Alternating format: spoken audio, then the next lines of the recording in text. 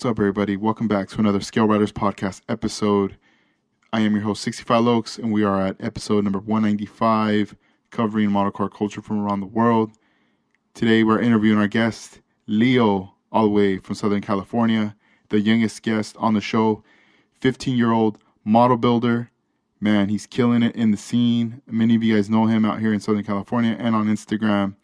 He's known on Instagram as 121 Scale Leo. So let's just get right into this episode. I hope you guys enjoy. Hey Edgar, how you doing? Hey, what's up, Leo? How you doing, man? I'm doing pretty good.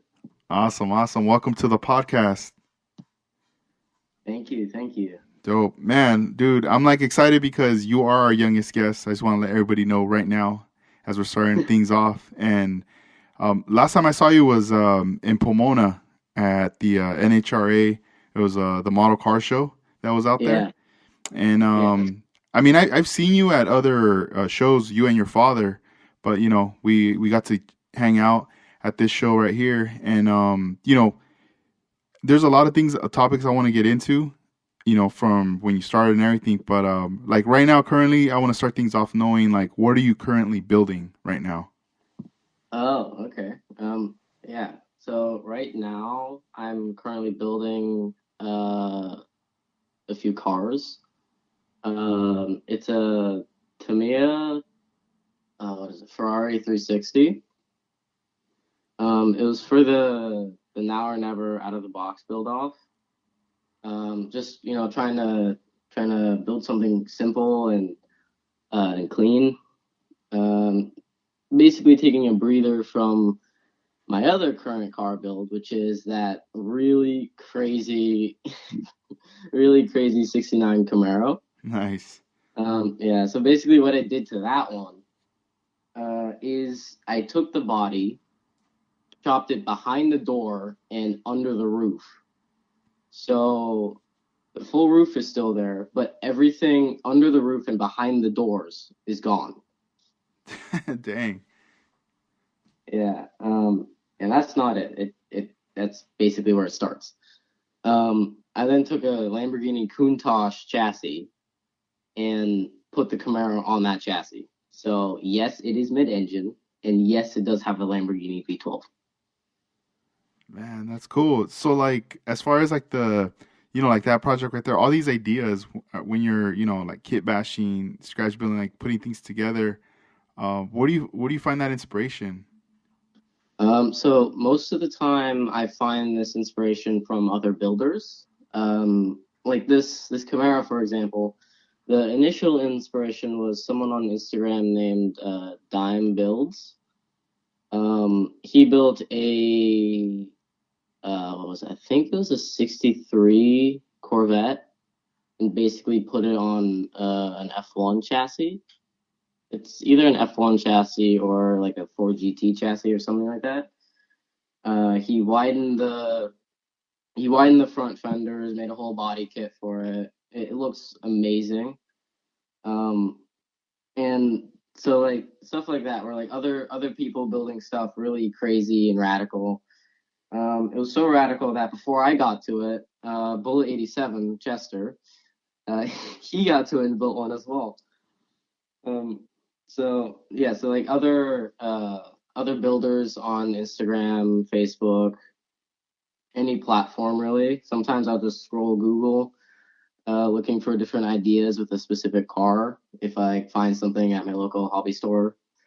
Um, Other times I'm just randomly scrolling through my feed um, or through the Explorer page on Instagram, and I see a really cool render or a really cool real car, and I'm like, that is so sick. Like for example, today I found a render of a 69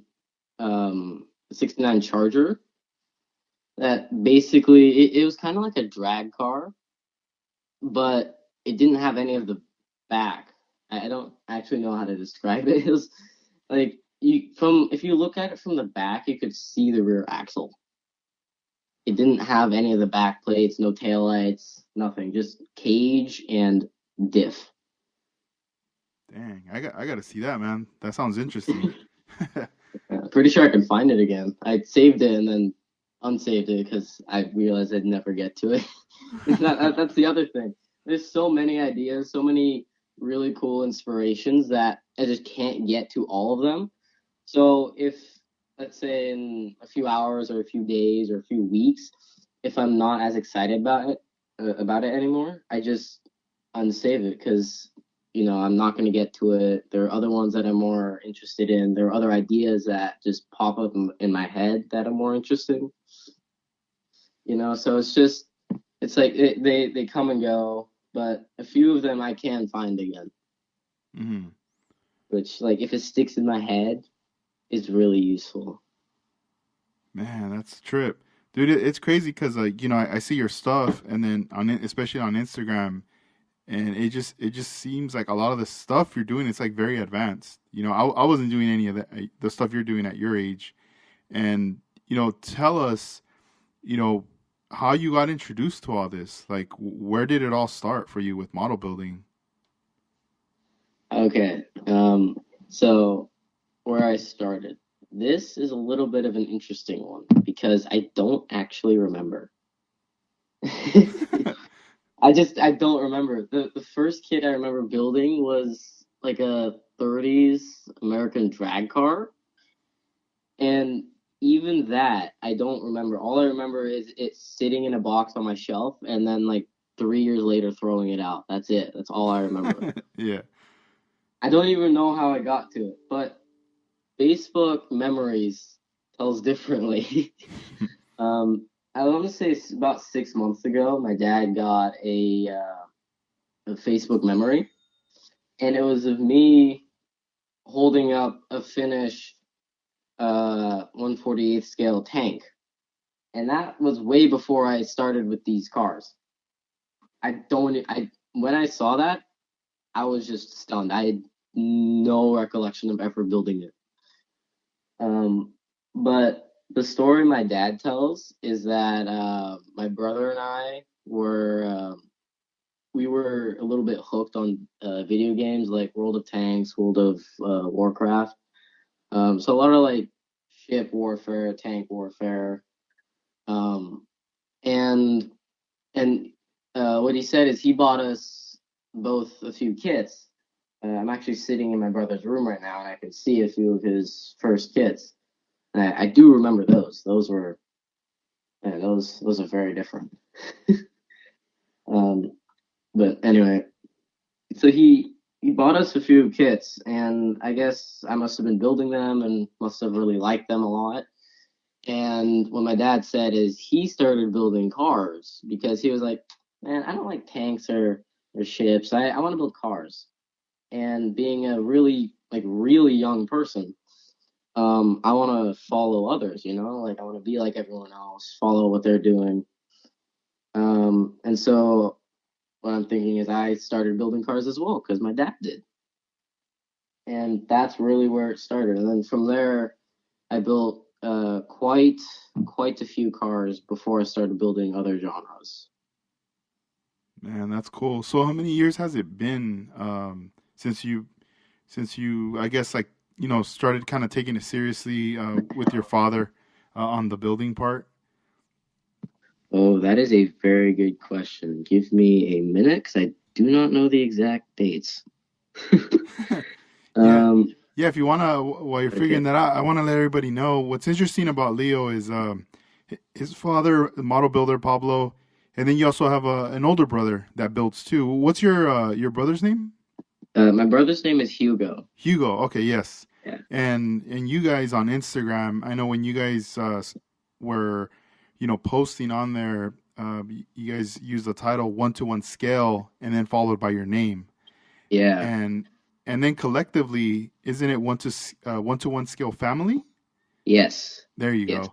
Yeah, and one of the neat things, that a lot of us saw on Instagram that follow you guys is just like like seeing you guys as a unit, as a family, working together. Like everyone's building on their projects, but still being able to be sitting on the same table, and being in the same room, and just like creating memories as well as long as the same time as building. Yeah, exactly. And that's pretty unique, man. That's pretty cool. I never saw anything like that. Now as I'm getting older and I'm seeing like my daughter grow, and sometimes when I'm working on a kid, I find myself by myself, right? When I'm on like my alone time. And sometimes I think, man, hopefully one day I'll have that opportunity to build a model with her. Or even I think about my dad and I go, man, like my dad's never built a model in his life. You know, like he just didn't grow up around model cars. But Yeah, I feel like maybe on a long weekend or something where I go visit him, I should just like bring out some models, break some stuff open, and be like, all right, let's just build something quick in 2 days or something, you know. But yeah, but I like yeah. what That's you guys are a doing. great idea. That Yeah, dynamic that you guys got right there. It's really cool, you know, to see that. yeah. Thank you. Yeah, and I mean, when I still remember seeing you guys at shows, but then there was also that one. It was like at a park, Elysian Oh Park. yeah, yeah. Remember, The in so many ways so one. many ways. Yeah, the Model Car Club. They had like their first like meet, Yeah, and they just invited everybody who builds models, and there was a lot of people that showed up to that one. yeah. That was a great show. Yeah, Great meeting. Food. yeah, that was pretty cool. And it's been a while, you know, since there's been anything like that at a park, like a setting. Yeah, Those are pretty neat, you know. I really enjoy. I've always enjoyed those. Very like a relaxed kind of setting, and outdoors, you know, more than anything.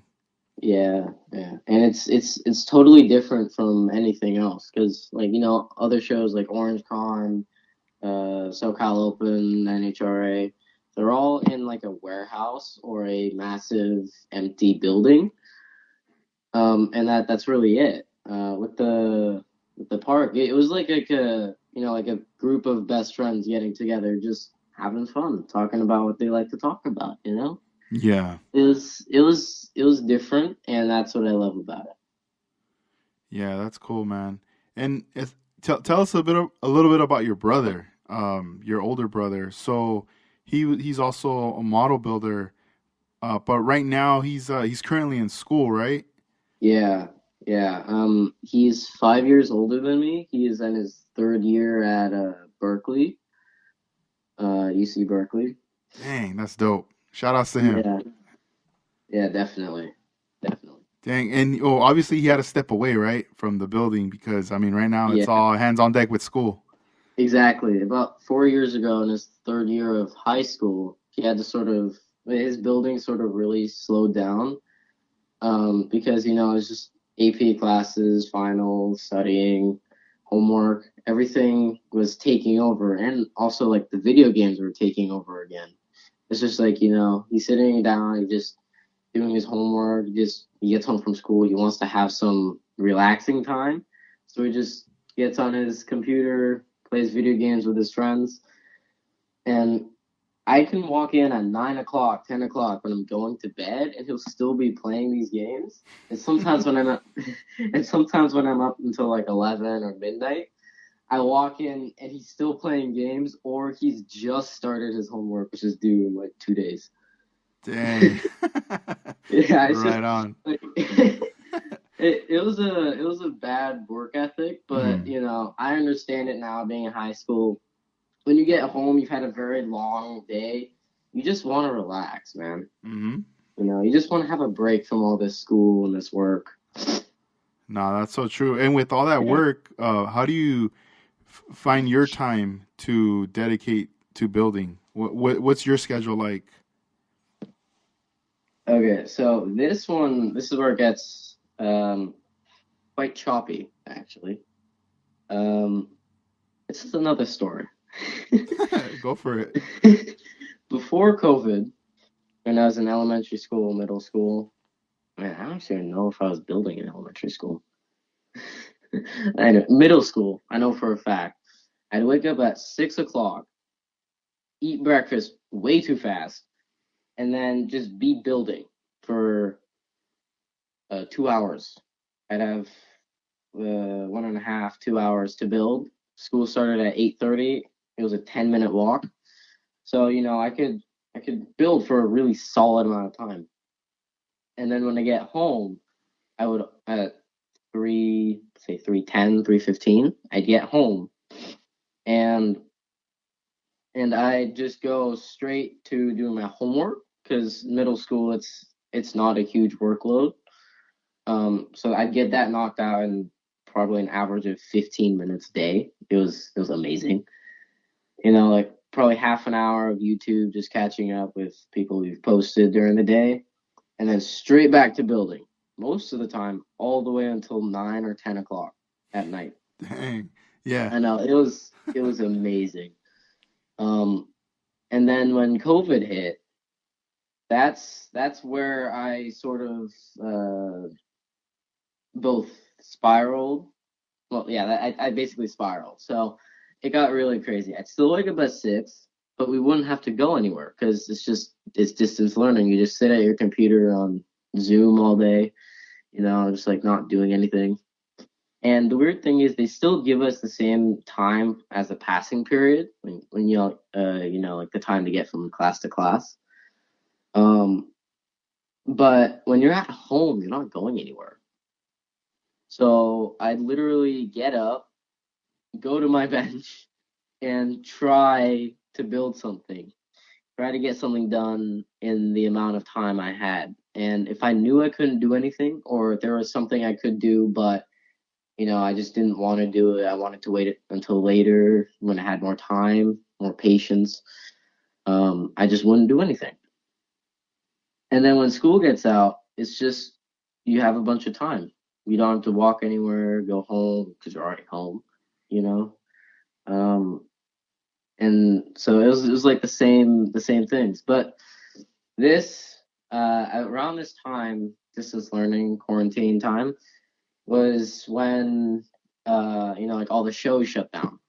You can go anywhere. There's a whole 2-year gap between the show before and after quarantine. And because there wasn't shows, yeah, this is also where I get more of my inspiration. Just other people's work, seeing it in person. Because like seeing how people detail stuff, seeing how people um, modify a specific part to make it act a certain way or look a certain way. How people, like scratch build wide bodies, get glass paint finishes, um, or just crazy, insane builds that no one else would think of. Uh, it's like all of those went away when the shows went away. So, and like on YouTube and everything, you just don't see that stuff. It's always someone building a really clean, out of the box build or reviewing a kit. It's never like a build you'd see at a show. They're really different. So this is when I started building tanks a lot, and going into other genres of models. But anyway, so like there was that, and then also um, after quarantine, um, after quarantine, really, the school schedule changed. My sleep schedule changed. Like literally everything changed. School now started at 9, so I didn't feel like waking up at 6 anymore. I probably woke up at 6:30 or 7, but I still got a good amount of building time before I had to walk to school. And then when I get home, what was really funny is when after quarantine, coming home was actually quicker than going to school, even though coming home was uphill and going to school was downhill. It makes no sense. But my explanation for it, the thing I tell myself and tell everyone, is I just wanted to build my models, man. Yep. I just I just wanted to build my models. Dang. And for you at school, like, are you the only one that builds models, or have you met other peers that also build model cars Oh, or other models? yeah. So earlier years, any school year before this current school year, um, I I don't know because it's not a hobby I announced to everyone. Like at the beginning of the year, you're introducing everyone, telling everyone about yourself, what you like to do, what you like, what food you like. It's like introducing yourself to everyone. I don't say I build models or my hobby is model building because it's not it's not a hobby of this generation, and I don't. It doesn't sit right with me. So I don't. It doesn't come naturally to tell people I build models at school. But so like I don't know if anyone else does. But this year I got introduced to four new students, not in my classes, but in one of my teachers' classes, who build models, and that was really a great surprise. Um, Man, that's pretty cool. Now, I yeah, know what you mean though about that because it's almost the same. Like I like my friends that have known me that I grew up with, or just through the years. Some of them know, like they know, all right, this is like what Edgar's into and all this stuff. This is what he does. But there's also another group of friends that I grew up with, and they have like some have no idea, you know, and I see them and everything once in a while, but I never like bring it up, It just the yeah, subject just doesn't come up. We're talking about other stuff or we're doing something or whatever. I kind of just wait until that because I already know that once that comes up, I'm gonna probably go down a rabbit hole, with it, exactly. and Yeah, it's gonna get deep, and these dudes are gonna be like, "Oh damn, what the heck? What did I ask?" yeah, and that's the other thing. Like with friend groups, not even my closest friend group knows I build models. hmm It's not something that comes up. It wasn't something I thought of bringing up. It's just like at school, hanging out, trying to have fun at lunch, playing cards. It's just not a topic that gets brought up. Yeah. Yeah, because I was wondering that, because you're still going to school and you're young and everything. And I was wondering, man, I wonder how it is then. Because even when I was in high school, I with my friends, in junior high, everybody was like talking about models and doing stuff at that time. That was like Really? 95, 96 in junior high, Yeah, and because everybody was like big fans of like lowrider cars and all this stuff, yeah, right? So yeah, then, and everyone wanted to learn how to do a hopper, and then there was like Lowrider Bicycle Magazine with like the Lowrider model car features. By the time that I got to high school, it was different now. Now people were like into clothes, into fashion, um, yeah, playing sports, and no one was talking about this stuff no more about car modeling. Some people took interest into just other things, right? Girls, whatever. yeah. But then I remember there was like certain people that were taking these courses for like the Air Force. I don't know RTC. I can't even remember really the name if it's like that, but I remember that seeing a couple of those guys walking in with like a helicopter or an airplane, like a model that they just built, and they were bringing it to that particular class that they were taking. And that was kind of the only exposure I saw at high school with that. And I remember having one friend like that was in that, and just like me telling him, "Yo, you know how to airbrush, or how'd you paint that?" And he's like, "Oh, I airbrushed it." And I was like blown away that he knew how to airbrush. And I'm like, Yeah. "Dude, I have a model. Like, I bought. I'll give you. I have this Impala. Can you paint it for me? I just want like a really nice, like a candy red paint job or something on it. And he was like, "Yeah, yeah, I could paint it for sure." And I brought it. I brought him the model because I always did everything with rattle can as a kid, and it didn't come out right. It came out pretty awful. But this dude, I was like, "Oh man, he's gonna do it so good." And he, Yeah. dude, it took him like almost like the whole semester to finally give it to me. Like Oh half the wow. semester, he's like, "Hey, here, dude." He's like, "I did the best I could." And I was trying to like pay him. He didn't want nothing. He was just like, "Here you go." And I remember opening it. Yeah, he did paint the body red. The chassis was like, it wasn't chrome. He tried to do it chrome, but it was just silver, whatever was available. Yeah. And it was cool. I put it together, and I stared at that model for a while. I had it like in a little case, and I remember I used to stare at it just because I liked the shape of the Impala, the 64, admiring everything about it. Yeah. And then No, that is eventually, a beautiful car. dude, it is. And like the more I admired the car, the more I was like not feeling like knowing, oh, someone else did it. Like Like all I did was glue it together. I didn't even like paint it or anything, you know? And because I had it next to my other models that I did build back then. And I was like, oh, it just doesn't sit well with me for some reason. So later in time, I ended up stripping that model and like repainting it. Oh, But for the time though, it was kind of a cool thing. But I still remember it was it was almost like very hush hush in high school. Like no one talked about car modeling. yeah. Speaking of old models, I do just want to touch base back on one of your previous questions. Yeah, Um, so this year, right now, for anyone wondering, is today is December 14th, 2022.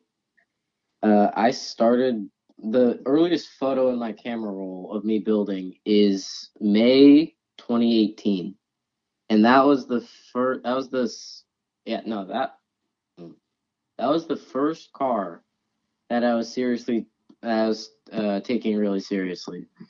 nice. Yeah, I know for a fact that build started earlier, and I know for a fact I built at least five other models before that one. Hmm. So I don't know the exact date I started or even the year, but I do know 2018 was the earliest documented one.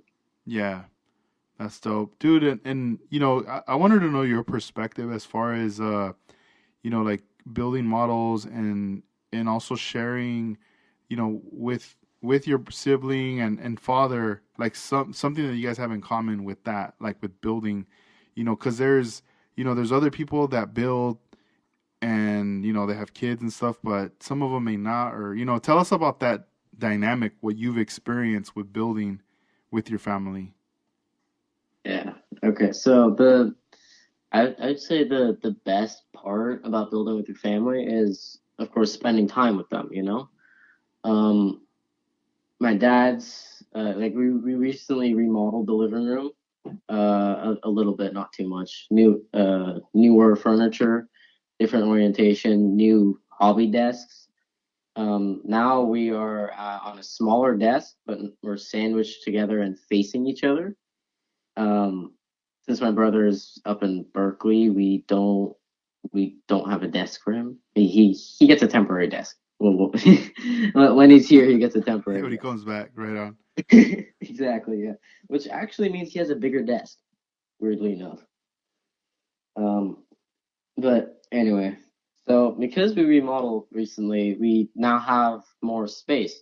My mom is like really sensitive about paints, airbrushing, and just smell. Like if we rattle can outside on the balcony and leave it there, she can smell it from her room. Mm. And Yeah, like it's it finds its way somehow, like through the exactly, windows or something, through the little yeah, cracks. It's a exactly. trip. Even if all the windows are closed, everything's closed, shut off, she can still smell it. It's crazy. Um, so we do have to be like careful of painting when she's outside, or when she's in the living room or in the kitchen or basically anywhere that's not in her room or out of the house. But when we're not painting, it's really great. You know, my dad's sitting across from me building.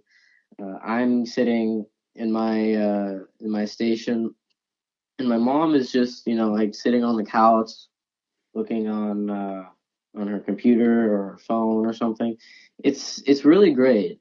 Just being able to spend time with my family.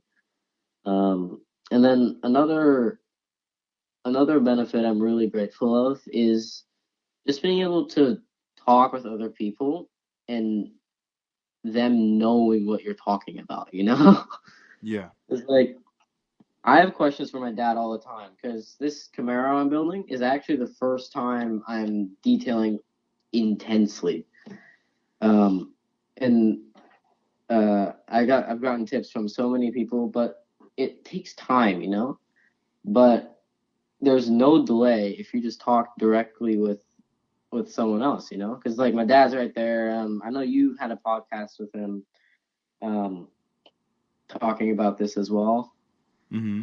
But it's just so amazing just being able to go up to him whenever I need. just asking a question and getting basically an immediate answer or an immediate direction of where to get the answer. And and then I can just go right back to building, because usually if I come across a problem or a roadblock, I stop and try and figure it out um, because that's all I can do. I'm so focused on this one thing. I have to do this right. I need to know how to do this. So that becomes like first priority. I need to do this. And if my dad's right, like for example, detailing an engine, distributor wires, to drill out each spark plug and each thing on the distributor and wire everything, like first to know what wire to use, to know what color to use, to know how to apply the super glue, how to bend it, all that stuff. At some point, I asked my dad how he did it because it worked for him. Like it must work for me. Yeah. Uh, yeah, so it's really awesome to be able to build with my family and spend time with them. Yeah, I feel like I believe like in timing, like everything's always about timing, and I feel like right now you're in the right place, right time, especially with the model scene, how things are going. Yeah, Things are evolving every day. There's something new that's coming out. Someone's busting out something new. There's a new part. There's just so much stuff, and from when you started taking it more seriously, 2018 to now, even when you look back at those dates, or if you backtrack in your camera roll, or even on your Instagram account, you'll start to see some evolution leading to now. And one of the cool things is like you're seeing it unfold right before your eyes. yeah. All this stuff that's going on, but at the same time, um, I'm sure you're probably like you've learned. There's like so much modeling has given you as like benefits to like how you're living your life right now, even though you're young and all. But I'm sure Yeah. as you grow up older, there's gonna be tasks in front of you that you're gonna have to take on, and you're not gonna like panic, freak out. Like I'm sure the modeling skills mindset is gonna kick in, and it's gonna help you like solve whatever that needs to be in front of you. Do you feel like that right now at this age? With anything, whether it's school or whatever you need to do, that everything has its process of how to handle it. Yeah, like it's even now I see it applying into my life, like over the summer, this is a really simple example, but over the summer I took an art class, and we had to build, like a not like a model kit, but like a foam core model of the thing we drew up, the thing we designed. And our teacher pulls out a thing of foam core and an X-Acto knife and teaches us how to use an X-Acto knife. And I swear to God, every single person in that room was like, "How do you know how to cut with an X-Acto knife so well?" Yeah. It's like, "How?" I'm like, "How do you not?" That's funny. That's a It's like I trip. use Yeah, it every they probably day. never ever handled one or seen one. Probably. Yeah, it's like I use one every day. That's crazy. Yeah. Yeah, like even just watching YouTube videos, I can see new ways on how to use the knife. Cutting sprue gates, cleaning up sprue gates, cleaning mold lines. Like I can see all these different things, and when these skills go outside of model building, it's just like you look like a master. Yep. No, yeah, yeah. It's crazy. That I can see that happening a lot. Some people don't know until that like these opportunities I guess come with school. Take a class. You're gonna learn how to put this together. But then like for us, it's just different because we're in this like every day. Whether we're building, and if we're not building, we're thinking about it. Exactly. We're constantly like thinking and thinking. You know, um, when you go to the shows, like what were your impressions like the first time you went to a model show and you started to see other people's builds? Oh, that's a good one. Um, so when we go to a show, uh, no, when we went to our first show, it was really an eye opener on like things that are possible in this hobby, you know? Because I think my dad explained this too. It was just like it's like we got to see um we we we we just went to a show and we were just like, wow, you can do that? That's possible? Um, so it's like it's really just when we went to our first show, um man, this is actually quite a hard one. Or like, let's say I try to make it easier. Like now, like the NHRA one we just saw that we were there. I know you've gone to the SoCal Open and other shows. But what's your are your impressions now with what you see on the tables?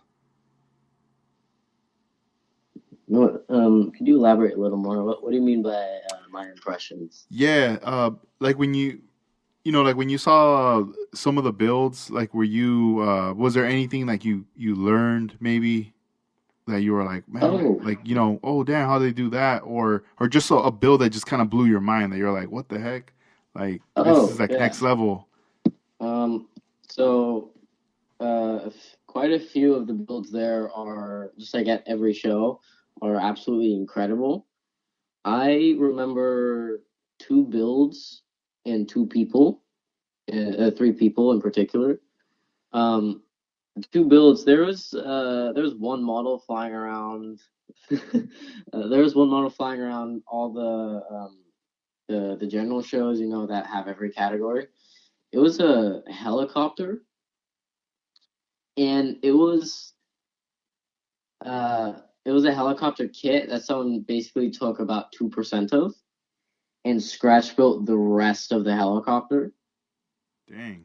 It was phenomenal. It had an entire binder to show schematics, like research.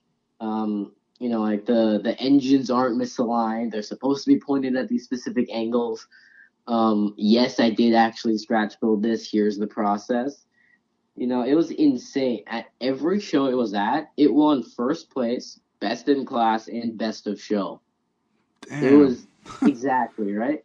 It was incredible. If you just saw the model, Uh-huh. you would not believe. You just physically would not believe that it was scratch built. Yeah, that's crazy. Do you think it's pretty neat when they show everything like in a little book or like on a tablet that they set up next to the Yeah, model? yeah. I think it's very, very useful. Not only just showing the judges how you got to the final product, like the hardships you went through, the design process, the construction process, but also it just shows everyone how you did it. And if there's something in there that, for example, you don't know, then you take a few photos of it, you research how to do it, and then look at that, you've got a new skill. Yeah. Have you ever thought about this? Like, do you think it would be cool during the show if there was because you know how like most shows they have like a microphone and someone's hosting it or they're raffling, right? They're doing Yeah, raffles. But let's say during the show, right? Let's just say you're there, you show up early, you put on your everyone sets their models down, but then during the show, the people hosting it pick a model that they're blown away by because it has all this stuff and let's just say they kind of like pull the person and they tell them, hey, bring your build, like come to the stage or to the spotlight area. We're gonna hand you the mic and we want you to tell us about your build. Kind of like a show and tell. yeah, And, that. and the person could just start talking about their build. They could even have the binder up there, just as like cliff notes to just kind of tell everybody, yeah, on this build right here, it's like this percentage scratch built, the other it's like parts from the kit, and these are kind of things, sort of like things that you write down on those little papers, right? Like when you give that little brief description. Yeah, But sometimes you want to probably say a little more just of what's going on this, and then once it's all said and done, you can just let everyone know, yeah, the model's going to be over there on that table. So if you guys want to check it out, and have that little tidbit go on, everyone claps and all that, and then everyone continues, hanging out, whatever. And then let's just say like another hour later or 30 minutes later, another person goes up that got selected and does the same thing. And like not having like, obviously not everybody in the show because it's gonna take so long. But if Yeah, but if like just like select few. yeah, select few would be dope. And it doesn't mean that like you got to win first place to get picked for that. No, this could be a whole separate thing. Some people Yeah. might just be honored to be up there to say something, or some people might be shy, like, dang, I don't want to talk on no mic. But it'd be Yeah, kind of that's cool though. totally. It'd be kind of cool though. What do you think? Um, so a few different opinions on this. Like, it's a really great idea and concept, to have someone explain a little further, a little bit more in depth how they achieved their final product. But at the same time, I feel like a lot of people, not the majority, but like a lot of people would not be as interested as other people. Um, and I also feel like there's like as you said, it's show and tell. Um, so I really don't know. I feel like a better method would be to go up to the builder, to like hunt down the builder, Hmm. go up to them and ask them a few questions, how they did it. Because I know probably about at the very least, 20% of the people that are there um, aren't very interested in either like how someone got there or or like just the model in general. Yeah, damn, that's interesting. Right. That's a interesting angle. I could see that. Imagine they're like, "All right, let's bring him up. He built this helicopter," and then you see people like walk out. You're like, "What?" And then Yeah, it's like, and man, I just then want my quiet. like, dang, and then all right, this dude, build a car, and then everyone gets all in the front. It's just like, what the Yeah, heck? Like, yeah, yeah, that's the other thing. It's like, yeah, yeah, it's almost like like how you had mentioned earlier, like genres. It's like it's like music. Everyone's into their own music, into their own thing, and it's almost like if you were hosting an event and you're DJing and you're playing a particular style of music everyone's into, and then you throw a whole different style. That's when you clear the dance floor. yeah, Yeah, that's yeah. funny, man. But And yeah, through the years, you've met a lot of people, model builders, and you're part of the community. How's that feel to be in that car model community? honestly, it feels amazing. It's incredible to be a part of this community and to know the people that I know. And just like as a whole, even if it's from someone who I don't know very well, or oh yeah, just someone I don't know very well.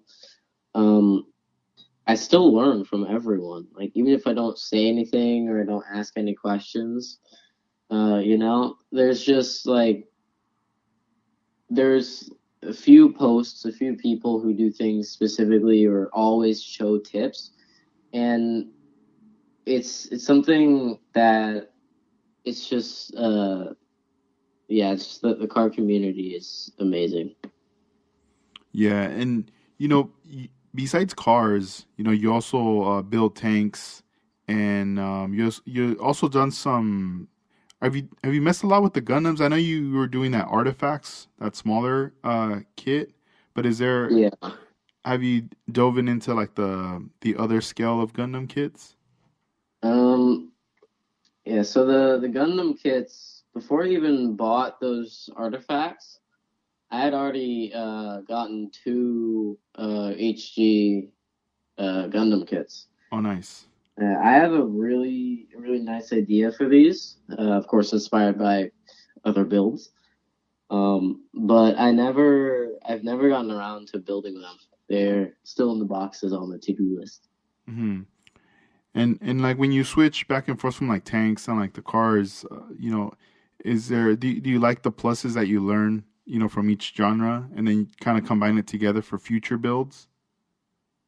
Um, hmm. So the only way I really see um the only way I really see the tanks and the cars coming together, and all the things I've learned from both going into one build would be like a Mad Max, where it's a lot of weathering, so like that's the oils and the oil washes you use on the tanks. There's a lot of rough cuts, so like another texturing technique learned with the tanks. But then also, like it's a car, so you got to do like the car detailing, distributor wires, all this stuff. So it's like, but on a normal car, you wouldn't really use filters on it or anything. You spray the paint the way you want it, you clear it, and you leave it. I mean, I guess sometimes you could put filters. I personally have not seen anyone put filters on a car. Um, like grab handles, those very common on tanks. Don't see that very often on cars. Hmm. Um, Weld beads, you learn from tanks. Uh, you don't see those very often on cars. So it's a lot of the techniques and tricks are really particular to the genre. But I could see a lot of these techniques being put to Gundam, for example. Like scribing panel lines, Gundam, boom. Adding 3D printed parts, car, boom. It's just like Gundam is everything. You want to add welds, go add welds. You want to add rivets. You want to make it carbon fiber, make it carbon fiber. Yeah, that's cool.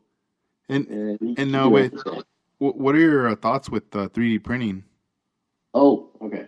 Um, so 3D printing, it's great. Being able to just print what you want, have what you want. If you don't have a printer and you buy from other people or you don't modify files or anything, it's still really great because you get access to so many other parts on demand and so much faster.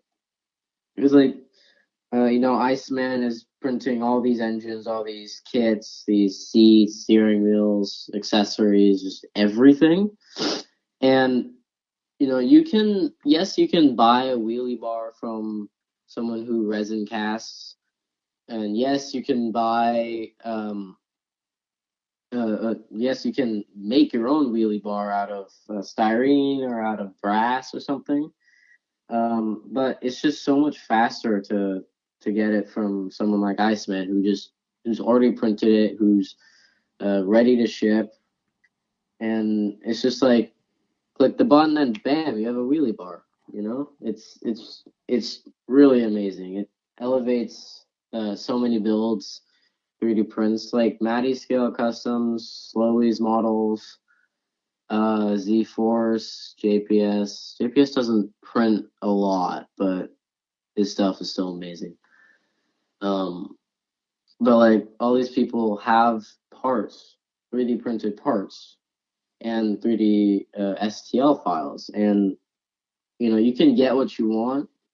And also, if you want a very specific thing, like let's say you want a set of one-off wheels in a very specific size, then you can hire a designer, or you could learn to CAD yourself, and then you can have those wheels, and you can print as many as you want. In 3D molding, I know what JPS does with some of his. I know a few other people do this.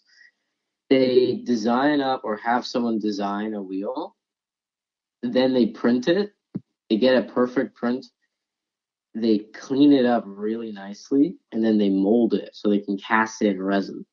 It's like, yes, they are very, very beautiful, but there are some things that will just break if you try and cast it.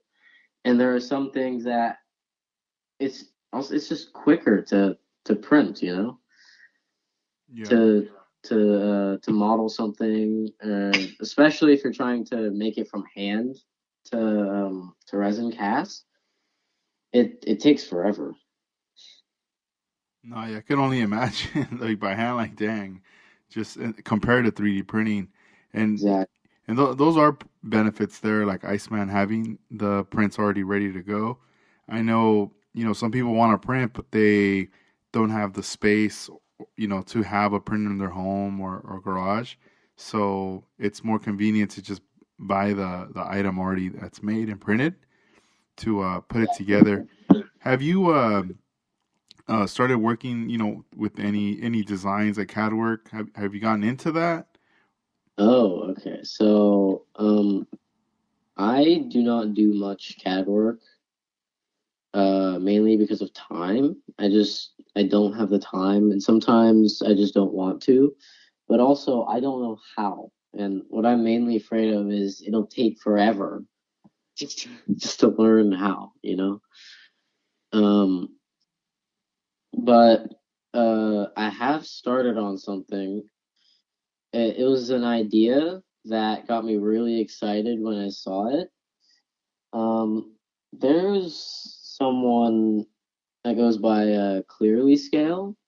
They I don't know their current state or if they're still casting or anything, but there was one engine from them. It was a V12 LS based engine, and it was just like it was so different, And the LS engine is a V8. If you see a V12, oh my God, that's just like it's different. It's unique. But no one, literally no one but him, has made or designed a 24th scale V12 LS or V12 or converted any other engine into a V12. I haven't seen it. So what I started to do just in Tinkercad, like Tinkercad is the most basic CAD program. I downloaded a free file from I think it was Slowly's models, his LS3 bass parts that was remixed from someone else on Tinkercad. I don't exactly remember, but since it was a free file, I was like, oh, why not? I'll try my hand at it. I did a ton of research on LS engines and how they work, and I started drawing it up. I wasn't actually drawing most of it. Most of it was coming from other free files around the internet. That's the other thing. The other great thing about the 3D printing community. It's just like some of it's for a price and most of it's free. It's just like you can if you think of something, you can probably find it for either free or really cheap. But anyway, so I started to take the LS engine and I duplicated it and moved it around. And so now I basically have um a mostly finished V12 LS3 engine. Valve covers, heads, block all had to be extended by 2 cylinders. It's not, and also with this, it's not like you can just stretch it. It's like you actually have to copy it, paste it, line it up, get it looking right. So it actually actually act to actually accurately has um, 12 cylinders. And with this specifically, I had quite a few problems. The first of which was just finding files and of the complex shapes, um, like for example, an LS3 water pump, insanely complicated shape. It is not something I can do. It's not something I can achieve in this program. But out of all the LS engines out on the internet for like 1/10 scale and everything, I managed to find one and scale it down in this program to fit right. Um, and other things like the intake. You can't just stretch the intake like everything else. And I couldn't find a good enough intake. And also the base. parts were, like not accurate, not 100% accurate. They're close enough, but they're not 100%. So if you just download something that is 100% and then try and merge them, it doesn't really work. So when my brother was back for Thanksgiving, I asked him very, very politely, because real quick background, he is on the FSAE team on at Berkeley. It's a Formula race team for Berkeley. They build a race car, like a go-kart sized race car, and race it against other other universities. Oh, damn. Yeah, so it's really cool. But because of that, he has to work in CAD every day. And he has a lot of experience in one of the most complicated CAD programs, SolidWorks. And so I had to very, very nicely shape a job and intake. And in 3 days, he had a Holly high-rise inspired intake. Wow. And it was, yeah, so like that's something that I should be able to do if I'm drawing. I'm drawing up, like parts and stuff. But with this one, I don't have any plan of, going into just drawing, CAD, drawing up designs. I don't have any intention of doing that like as a job or a life or even just for myself, I Mm-hmm. don't I don't plan to do that. I don't it's not it's I'd rather spend my time researching detail rather than drawing up CAD. So really this one is just playing around, having some fun, um, trying something new, If I can eventually finish this, I would not be selling it, Mm-hmm. but I would probably print or have a friend print one for myself so I can just do a really stupid build and and probably a couple for a few friends. Yeah. If this does come out right, my plan is to put it in a oh my god, what is it? Oh my god. Okay, one second. Oh, there it is. A 67 Corvette. Oh wait, no, it has to be a 69. Yeah. The 69 Corvette has an insanely long engine bay. If you look at a photo of one of these things, Uh-huh. the engine bay, I'm thinking of the 69 Yenko Corvette. Uh-huh. It's a kit by Revell. I've built it. It's amazing kit. The engine is a V8. The firewall sticks into the engine bay, and the radiator does not come close to the engine, yet still has a lot of room between the front of the engine and the front of the car. So if you just push the radiator forward, probably angle it a little bit more, you can fit a V12 into a 69 Corvette. Dang. It's the only GM car I've found very quickly, I might add. Uh-huh. I don't intend to do any more research on this. Yeah, right now I'm looking at the box art of one of them, a Revell kit. Yeah, It has the model in yellow on the cover. yeah. Does it say Motor City Muscle? Yes, that's the one. Yeah, that's the one I'm thinking of too. Okay. Yeah, Dang. the engine bay is long. That's cool. Man, well, I mean, if you pull it off and fit it, print and get it all going, dude, we definitely want to show it, you know? Yeah, Definitely. That way listeners can see this in the future. yeah. It's not something I've posted or anything. Yeah. Right now I'm struggling with the alternator because I want an accurate LS3 alternator, but that alternator is so complicated. Yeah. I hate new alternators. It's just like old alternators, it's just a cylinder and then a little fan on the front with a pulley attached to that, and then like you're done.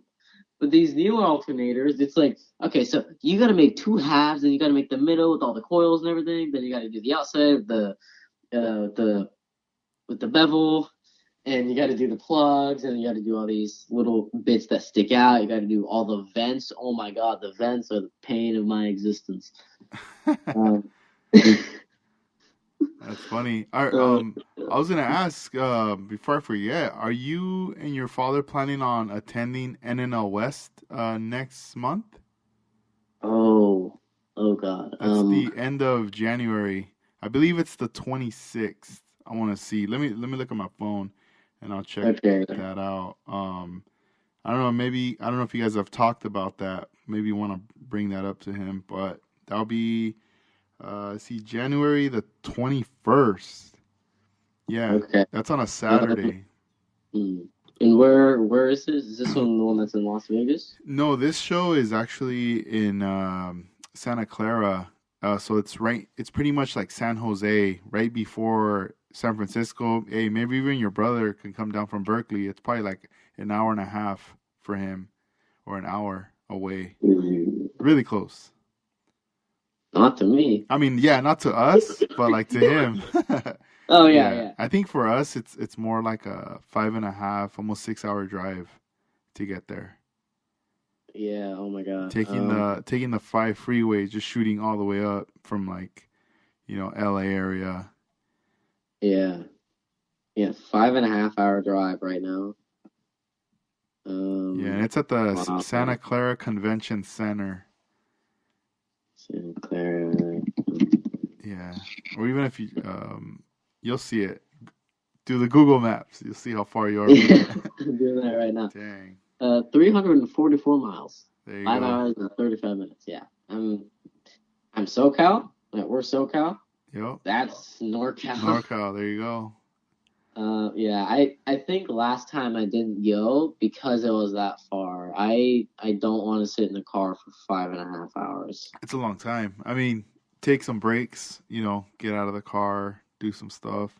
I Yeah. was telling someone recently on the podcast that like I saw like a magazine ad on one of the old Scalado magazines Yeah. where it showed these guys like on a road trip. It was just little photos, but the little paragraph was kind of telling you that they were on the road and that their goal was to start on a model and finish it by the time they got to where their destination.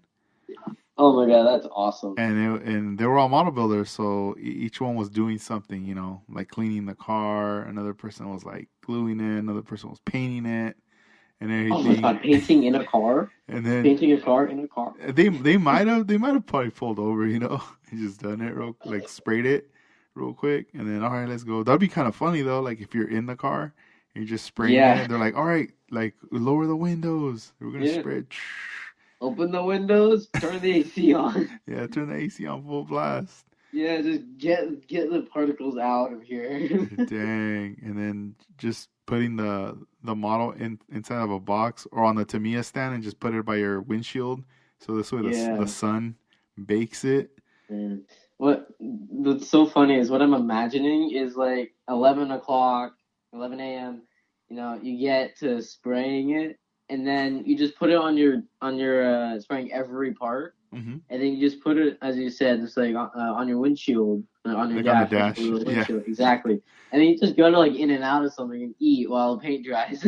Yeah, I'll probably drive fast with like lacquers, just using like some Yeah, Tamiya. That'd be pretty funny.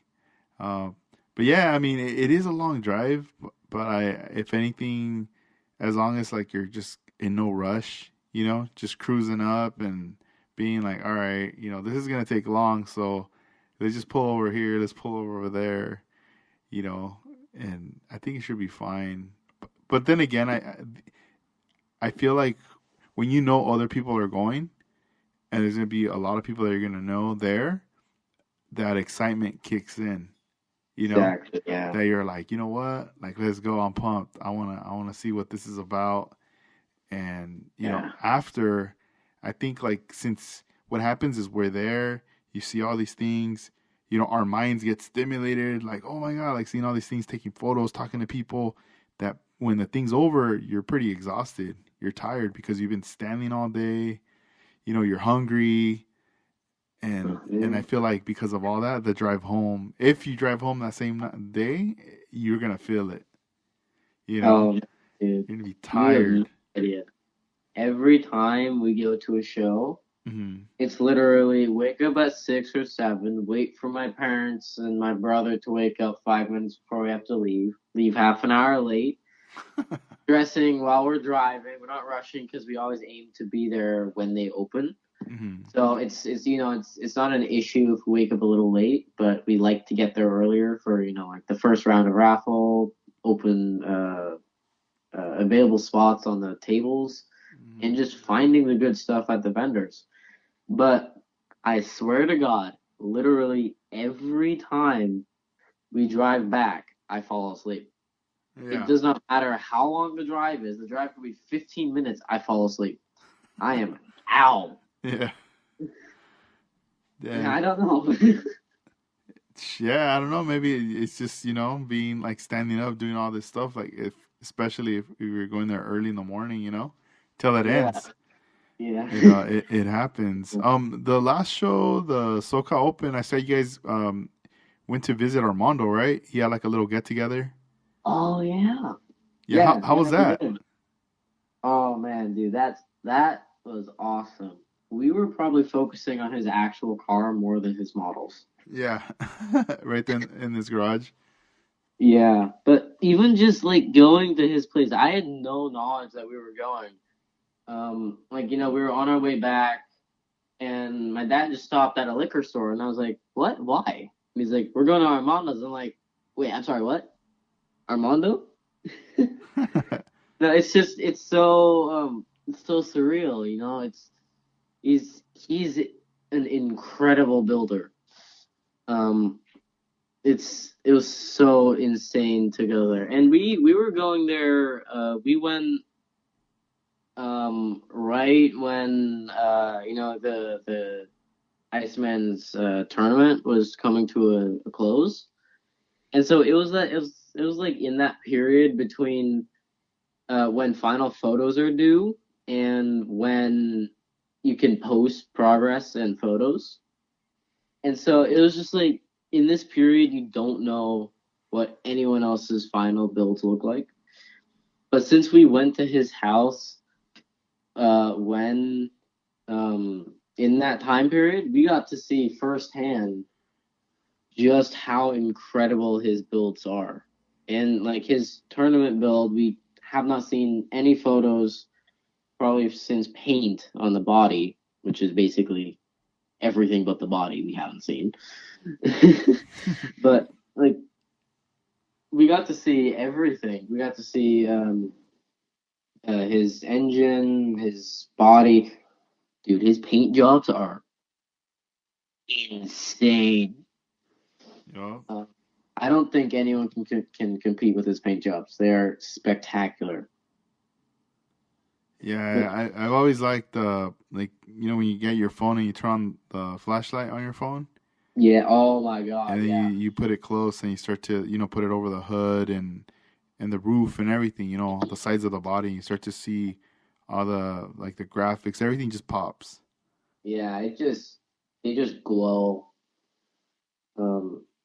Yeah. But also, what is really incredible, again, circling back about the car community, is even though he is an incredible builder, he shared everything, every question.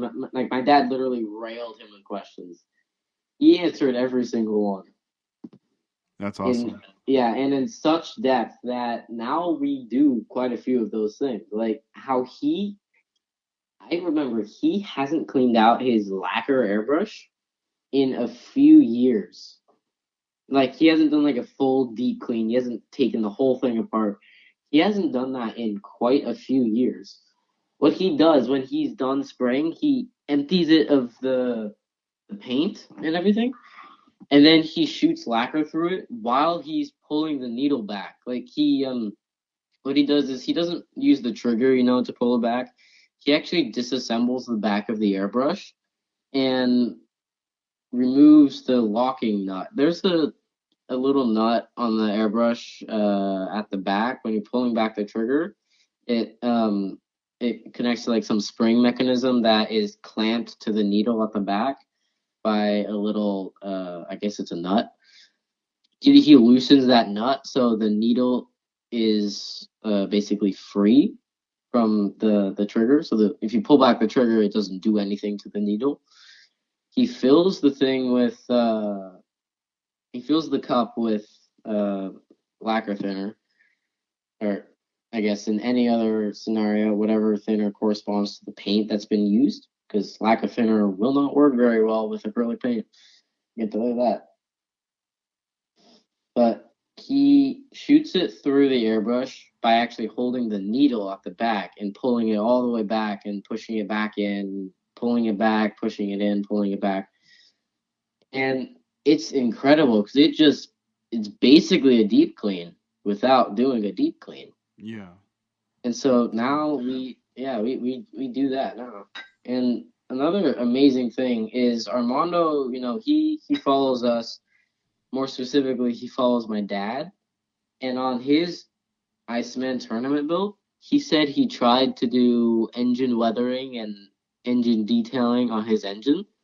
And I can tell you for a fact, it was definitely not his first time. That it was incredible, because Yeah. like it's not something I see very often from him. I just see spectacular bodies, spectacular interiors, and spectacular final products. Mm-hmm. You don't see a lot of weathered engines uh, or detailed engines from him. Not to my knowledge. I could be completely wrong, but to my knowledge, I haven't seen that much engine work or detailing from him. But he tried that on his tournament build. I believe it was a Nomad. Yeah, it was the pink Nomad. Yeah. Um, The Teen Angel. I don't actually know what it's called, but I believe that is correct. Yeah, Man, it's crazy because yeah. I feel from seeing the like when you guys went over to hang out with them when you had the get together. I still remember like after that I started to see your father's like experimenting more with the paint jobs, Oh yeah, like yeah, definitely. and I was like, dude, that's dope, because I could see the influence, but then again, like inspiration, and also like you said, he answered some questions that he had. So those are things that we always want to challenge ourselves. Like we want to try it, we want to see if we could do it.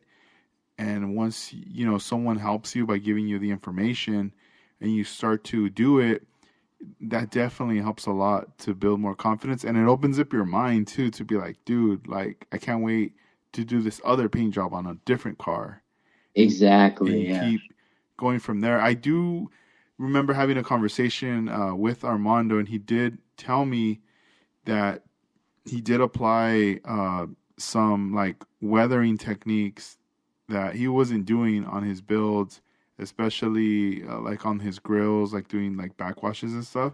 But he did tell me that he did get a lot of inspiration from your father, from doing weathering and all these different things, that it pumped him up to do it. And once he was doing it, he was happy with the end result, and he was like, man, I need to start doing this more to my builds, you know and that's cool, man. I like that. It's like it's being paid forward. Exactly, yeah. That's tight. Like you help others, they help you. Hmm. So Yeah. also it doesn't hurt to help other people. Like Hmm. especially in cases where it's literally just information and tips and tricks, it doesn't hurt you whatsoever. So, like going out on Instagram, explaining how you weathered the body on this car, if someone asks, or if someone doesn't ask, just explaining how you weathered the body, how you weathered the engine, how you weathered the chassis, how you got such a smooth paint job. It doesn't hurt. It there's no loss from it, but there's a gain for everyone else and also yourself. Yeah, I agree. um for Do you have any plans for next year, as far as like maybe something you want to build that you have not built, or just you know, I know you said you on this, current build you're doing, you're going all out. You're focusing on the detail stuff and all that. But is there anything else you want to add to that for 2023? Yeah. Um, Three things. The first of which is I want to expand my palette even more by getting to those Gundams, and I have a couple planes and ships as well. I wanna see what I can do with those. Um, Two, I wanna get back. Um, I wanna like rebuild some of my older models, not in the sense of stripping it down and and rebuilding it, but in the sense of buying the same kit but building another one in either the same style or a different style. But like it being from the same car and kit just shows like your progress. Um, and that's one of the things I really want to do. Like I want to buy a few more kits of cars I've already built and like build them again. And the third one, I want to build more muscle cars. I haven't built enough muscle cars. I've built two Camaros, one Corvette, and I'm planning another Corvette in the past year. I need to build some more Chargers, Challengers, Darts, Superbirds, Daytonas, like like all the Mopar, the Mustangs. I need to build more things, different things I haven't built in a while. Like I built two Camaros back to back. I, under normal circumstances, I would never do that. Mm-mm. That's not. I don't typically build the same car multiple times. And that's it's really funny coming from me because there was a time about middle school when I bought one of the Revell big game country pickups, and I was like, "Wow, this is so cool! I want one from every single one, every single version." So I got the snowplow, the rat truck, I think. I don't know what it's called. And like I just the wrecker, I got every kit I could and duplicates of those kits. And I'm looking back and I'm like, why did I do that? I don't I like I've no need for that. Uh, Like it's yes, they're a little different, but also they're all out of the box. mhm. Um there was one kit I came across within the last 2 years that I did end up buying, which is a funny story. I just gotta extend this podcast as much as Now, possible. hey, go for it, dude. Go for it. um, I don't usually get to talk about this stuff, so I'm just trying. I just wanna give everyone as much as they can get. Um, Maybe not 3 hours, but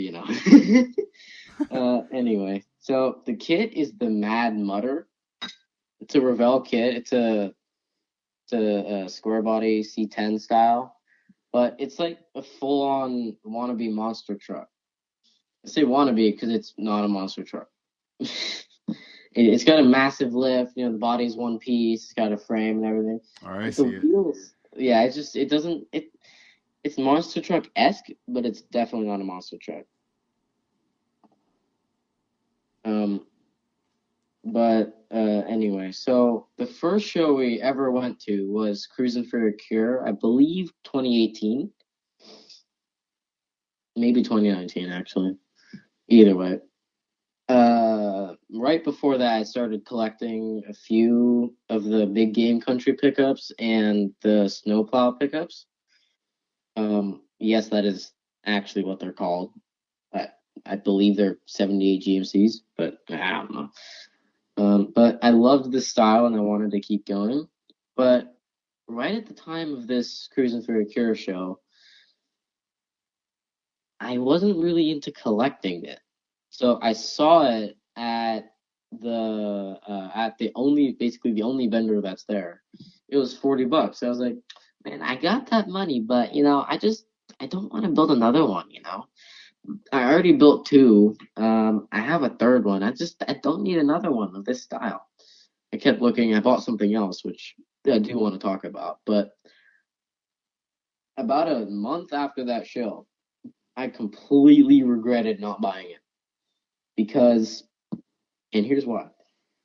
Because that's when I started collecting all these similar kits and building like a series, if you will, of the same body styles, different kits or the same kits but different styles.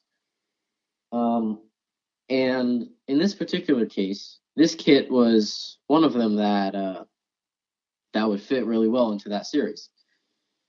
When I checked the price, oh my God, they were like 80, $90 on eBay minus shipping. I was like, I'm sorry, I left the thing that was $40 and decided to try my hand at the ones that are 90. Dang. Why would I do that? So it's been like at the back of my mind forever. But recently, actually no, it's too recently. About 3 years ago, when Iceman was still doing his raffles quite consistently, one of them popped up, and I was like, "Oh my God!" So I went in with, I think it was probably 20, maybe $35 in raffles, in spots. That's probably 5 or 7, something like that, like out of 100. So not huge chances, but I ended up winning, and I didn't care about any other kit because there were quite a few kits there that you could flip. Like the 454 C 1500, I believe. And the 72 C10. That one was about this time. That one was really rare. But I didn't even try to go for those. I just said, give me this one right now. That's the Give it one to I me. want. Give it to me. Yeah. Give it. Exactly. And so I got this kit. I haven't built it yet. I basically haven't touched it for quite a while. But this is a recent addition to that series just because of how rare it is. And I don't, it's like I don't think I'll ever be able to find it again. Mm. Um, and so just so I have it when I want to build it, you know? Because this is like there's a few things with my stash. It's really weird, but this one is in the category of I will 100% build this someday. It might be tomorrow. It might be in 10 years. I don't care. I will get to it one day, and this one is never leaving my stash. Like that's one category. The other category is, oh, I bought it because it's cheap. This Yeah. one is not. Yup. We always fall into those. Exactly. The probably the first 2 years of shows, we fell into that rat trap. Um, but more recently, we've been trying to stay away from that because we're realizing why. Just why. There's no reason. Yeah. Like, yes, they're cheap, but when will you build it?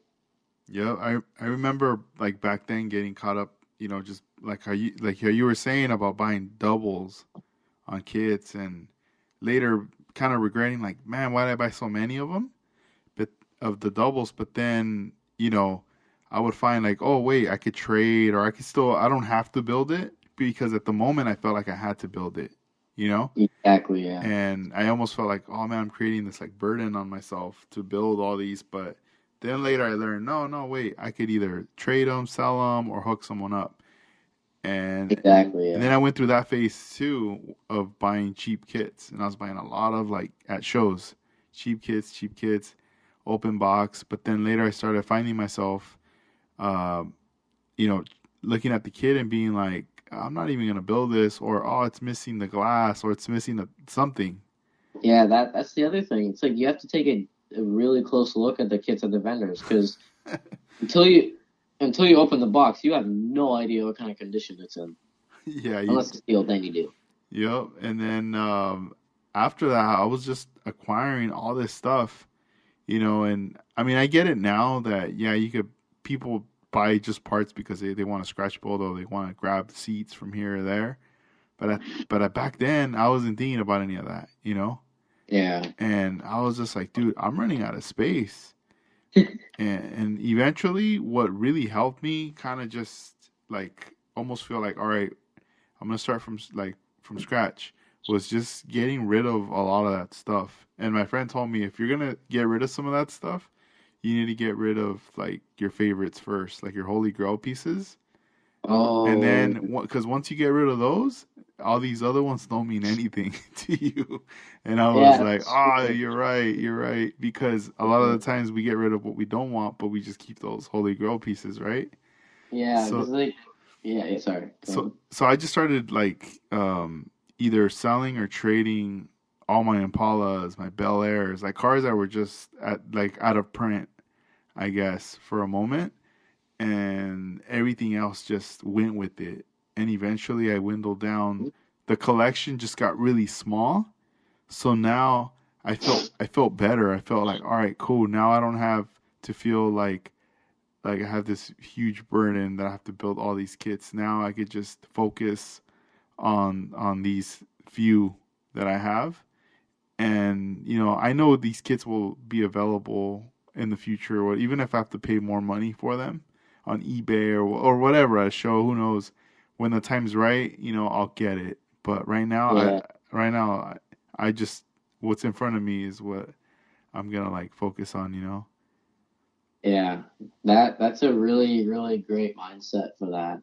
And I definitely think over time, mine is also going to shift to that. But like, for me specifically, for the time being, I don't have a solid, quite large source of income. At most, it's like allowance every Sunday Yeah. because I'm not old enough to work, but I'm old enough to know what I want and what I don't want. So it's like it's just right in between. So for me, right now, it's like I'm getting rid of the ones that I know for a fact I don't want. I'm not going to get to for a while, and also the ones that I kind of want and I might get to, but there's all these other ones, so I might as well not. I might as well get rid of it. Yeah. Because the Holy Grail kits, those are the ones that for me would be the hardest for me to get again. Even if I find them, it'd be the Hmm. hardest for me to get again when I want them because they're so expensive. That's one of the reasons why they're my like Holy Grail kits. They're expensive and or they're incredibly rare. So you just don't find them. And when you do, they're like 300% marked up. Yeah. Dang. Yeah, they're a lot. That's for sure. Yeah, like I mentioned the NNL West. I mean, it's a big show where they have a big section of vendors selling stuff, Yeah.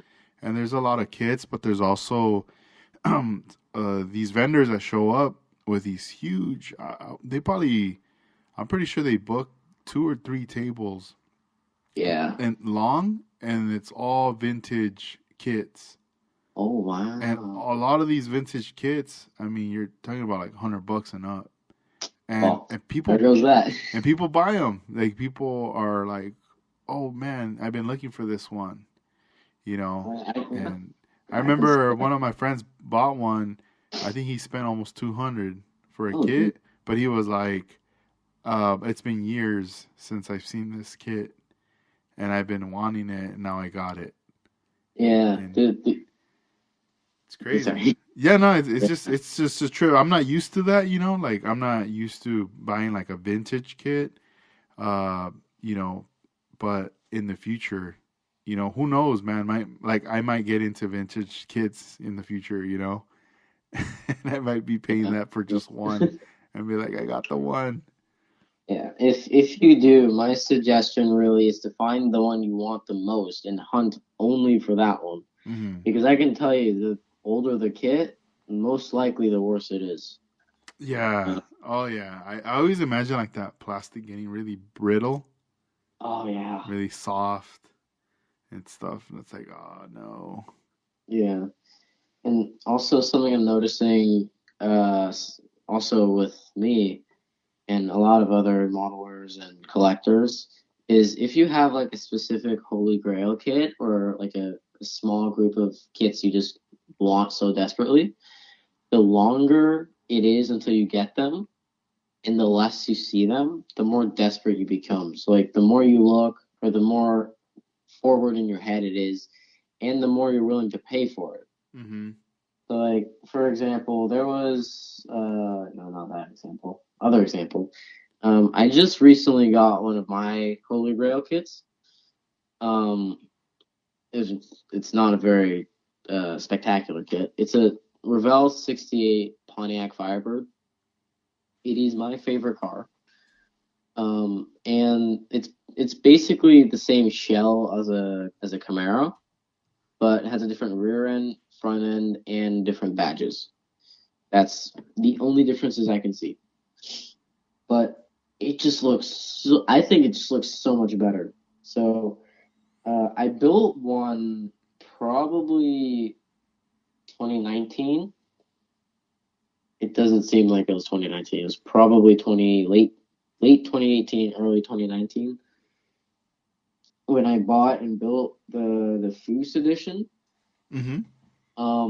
And I kid you not, ever since I bought and built that one, I have not seen another one go for sale.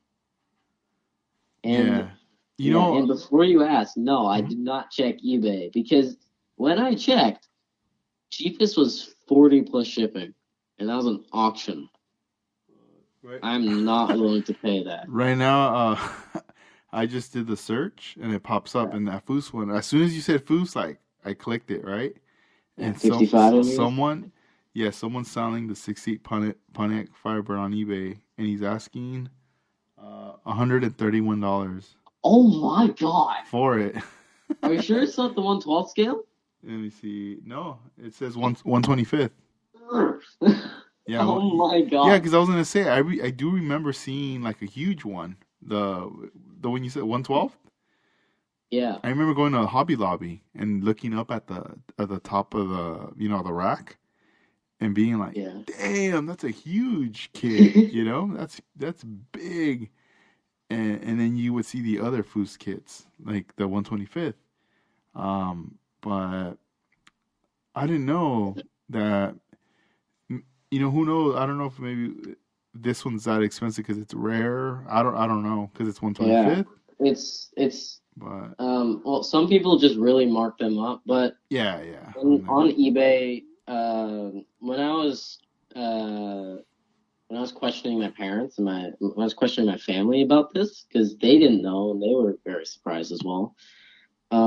I looked it up and had them guess, and they were expecting something large, and they were in the ballpark, but like seriously, like that kit cheapest 45 plus 16 shipping, 50 plus 12 shipping, 55 plus 20 shipping.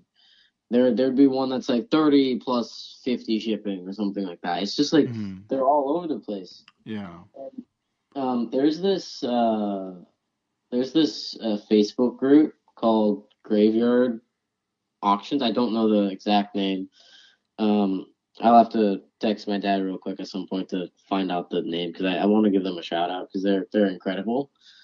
Um, but on the weekends they do auctions. So like you place a bid, it's just this, it's an auction, and I don't usually check there because it's really easy to get to follow to go down the rabbit hole, Oh yeah. because some of them are dirt cheap. Like, my dad bought a tank for $5, easy peasy. Last weekend, he bought a 25th scale semi truck, an AMT semi truck. Those things have over 300 parts, 18 plus shipping. Damn. Retails 40. So yeah, it's like you either get a really good deal or you get ripped off. But Yeah, one or the but other. 90% of the time, it's a really good deal. Um, and last weekend, well, not let's see, 2 weekends ago, the first time I checked in probably about 6 months, I decided, Dad, can we check Graveyard? That's the other thing. I don't have Facebook, so anything with Facebook related, I have to go talk to my dad because he has Facebook. But I was just like, Dad, why don't we check Graveyard? And he was like, sure, why not? And guess what? I found one of those Firebirds. Damn, they had it. Yeah. Starting bid was $10.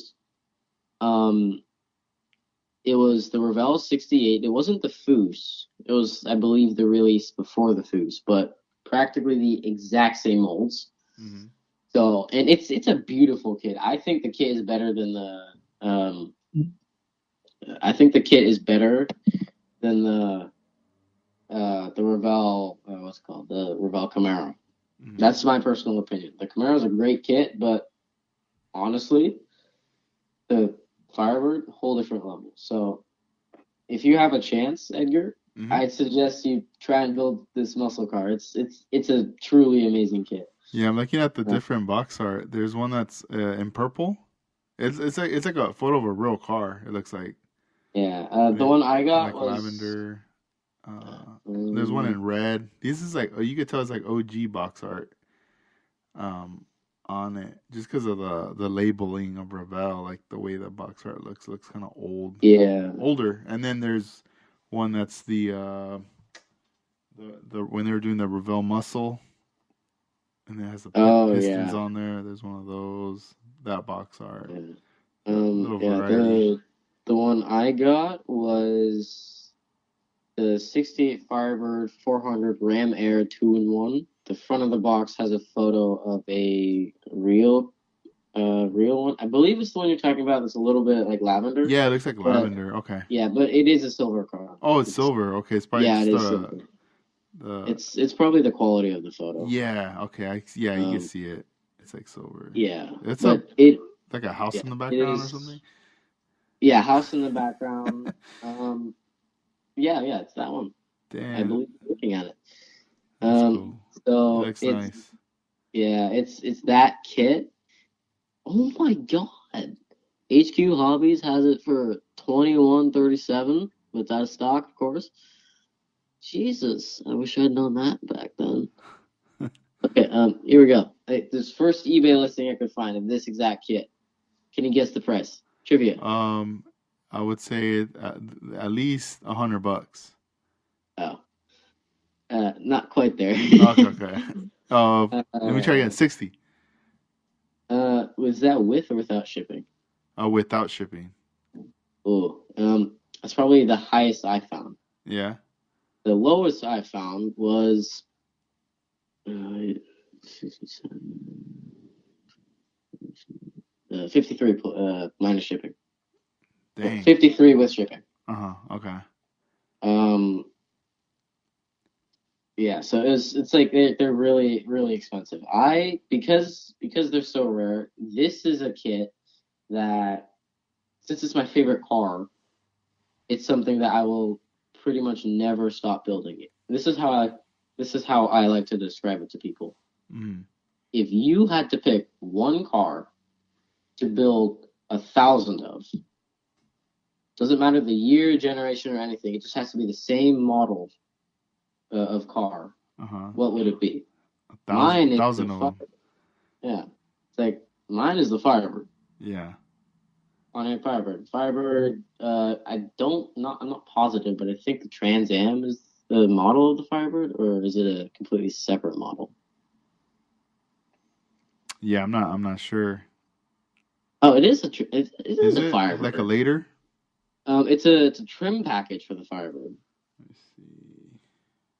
Like Pontiac Firebird Trans Am, Pontiac Firebird Trans Am, 1977. I started going on YouTube, watching a quick little history video. No, we're all quiet. Everyone's like, "What are these? What are they watching?" Yeah, wow. The 77 Firebird is the classic Trans Am. Oh yeah, you could see. I went on Google like images, and you could kind of see the evolution, like the different years, and Yeah, the front, how it still kind of has that resemblance to yeah, the OG. Damn, that's cool. definitely. It's always nice to see the different the body styles as they evolved, as they Yeah. transformed. And please don't say reimagine. My dad is so tired of that word. Yeah. He's like, oh, reimagining the music industry, reimagining the home decor. It's like ah. Yeah. But yeah, like if I had to pick any car, it'd be Firebird because my favorite's the '68. The Oh, '69, I believe, looks really funky. The '70 is okay. The '77 is a Trans Am, so I have no problem with that. And then also there's the '77. There's a Firebird. No, no. There's a Trans Am wagon, which I do have a kit of. Oh my God, what's his name? Willie. Willie Jr. uh-huh. He had one when we went down to his one of their down to scale meets, and he just gave it to me. And That's that's tight. the that's the other perk of being so young. You just get gifted a lot of stuff. That's Um, cool. like it's not the hobby is sort of like dying out. Oh, slowing How down. everyone's Not giving that. you their kits. They're like, here, save the hobby. Yeah, it's basically like that. Like we want to keep you. It's like we want to make you continue building. We want to keep the hobby alive. We want to get the young people, the young generation into it. Yeah. Because like as you were saying, in like when you were in high school, oh, not high school, when you were in like middle school, when your dad was in high school, when your dad was like 20, it was really a big thing, right? Yeah, I mean, Yeah, for my father, I don't know how it was. I don't think there was any models where he grew up. yeah, I don't yeah, think they like talked about any of that stuff. It was more like here, like once I was like a young kid, and then school, like, cause of the lowrider cars. If anybody built a model, everyone wanted to do a lowrider. yeah, So that was kind of like, the thing at that time for sure. Like people were like trying to figure out how people were building these cars and getting them all detailed and as realistic as to a real car. yeah. So it's kind of, I don't know, it's kind of trippy. Like I still go down memory lane. I pull out some old builds and I just kind of stare at them and I try to go back into that mindset of what I was thinking when I built this car at that age. Yeah, there's one of my stories in particular. It's such a favorite of mine. I'm so mad I gave away this finished model. Don't worry, it wasn't a masterpiece. It was one of my first ones. I Mm-hmm. remember there's an old hobby shop by John Adams Middle School. It's called Evet's Hobbies, I believe. They closed down due to rent inflations. Oh shoot. Yeah, but they were our local hobby store. They were like 5 minutes from us, Uh huh. 5, 10 minutes from us. It was amazing. And there was one time. Oh man, wait. I don't know if I got this kid there, but I just wanted to give them a shout out. I don't remember where I got this kit, but it was around the time my dad had his Miata race car, and he was swapping a newer engine into it. But we don't have a garage in our condo. We just have like a really small parking area. Like you can't do any maintenance in it. Well, you can do maintenance. You can't do any like mechanical things. So when my dad was trying to swap the engine of his Miata, he had to borrow a garage from someone 1.5 hours from us. It was a friend, so it was good. But I remember getting a kit either on the way or sometime when we were there, and I was so excited to start. It was a '77 Trans Am, funnily enough. I was so excited to start that I ripped it open and I basically like stopped the production line. Just it's like, hey, find me some glue, find me something to cut these out with. So I happened to use some must have been like wire cutters like stuff like that. Basically clippers but more heavy duty. And the glue, you won't believe this. I used JB Weld. Oh damn. Yeah, JB Weld to glue this car together. Um, I it was so bad when I finished, but like I was hyper. You could not calm me down. It was amazing. I hate that I got rid of that car because something I'd love to do. This is something I want to do 2023, going back to my old builds. Buy another 77 Trans Am and building it again. But this time maybe not with JB Bulb. And also maybe a little bit nicer. Yeah, you've learned the skills, you know. You've obtained all the new information, so I'm sure you'll apply Yeah. that on this Although the new build. biggest lesson, yeah. Although the biggest lesson with that car wasn't anything special. It was something so simple. It was patience. That's it. You have to have patience. Yep. Yeah, that's one of the biggest challenges right there Yeah. to learn, you know. And once you get that, you're set, you know.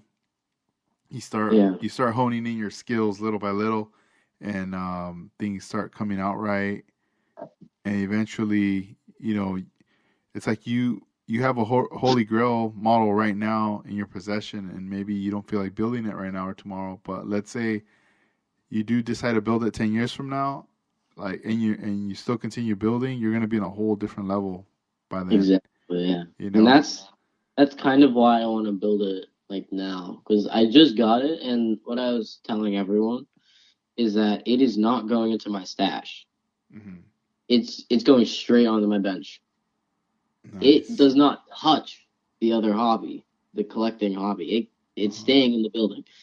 So all I got to do now is buy quite a few parts. Yeah. Yeah, but like that is one that I want to build quite a few times. Hmm. So it's one, like every few years when I see it, I'll buy it, and maybe it'll wait a few years to be built. But every time I can clearly identify a growth in my building skills, Hmm. I'll build another one. So if anyone's following my Instagram for the next 20 years, uh, expect to see this car quite a lot. Yeah, no, awesome. And with that note, is there any shout outs you want to give out before we wrap up this episode? Oh, yes. So I want to give a shout out to my dad for always being there, for um, being in this hobby with me, for being with me. I want to say a shout out to my mom for supporting our hobby. Even if it isn't her hobby, she supports our hobby in the best way she can so that we can both do what we like. I want to give a shout out for my brother for the same reasons as my dad. He's always there. It's also great to have my family. Um, Shout out to see Chaz for being a really good friend and incredible builder. Um, Mike, same reasons, really great friend, incredible builder. Let's see, a lot of people really. Chester, incredible person. We actually met him once. He came over right before the show. He visited us. That's tight. Uh, yeah, it was great. It was awesome. He's such an amazing person. I want to give a shout out to Daniel Valencia, absolutely phenomenal builder. He has taught me so much about detailing and also scavenging parts. I want to give a shout out to Kristen for being that emotional support and also just another great friend. It's just so many people. And also, I want to give a shout out to you, Edgar, for hosting the show, for doing what you do with your shop and your podcast. Thanks, Um, man. no problem. It's nothing, man. And also a shout out to everyone, just flat out everyone. Nice, nice. Yeah, I mean, thank you for being on the podcast and doing what you do. With building, especially at a young age. There's not that many modelers that are out there doing it, but I feel like you're in a nice space right now. You're seeing the evolution. You're building with your family, creating those memories. And I mean, all it is right now is just, whatever creativity and things you have on your mind that you want to unfold. This is the time. This is the time to Yeah. do it. And I'm sure, I know for sure, I'll see you hopefully at a future show, at an event, and we'll stay in touch online and everything. And I always look forward to what you're gonna be making, man. Yeah. Thanks for having me, Yeah, Edgar. yeah, no, thank you, and I hope you have a good night. Happy You holidays, too. New Year, all that good stuff, and look forward to keep us posted.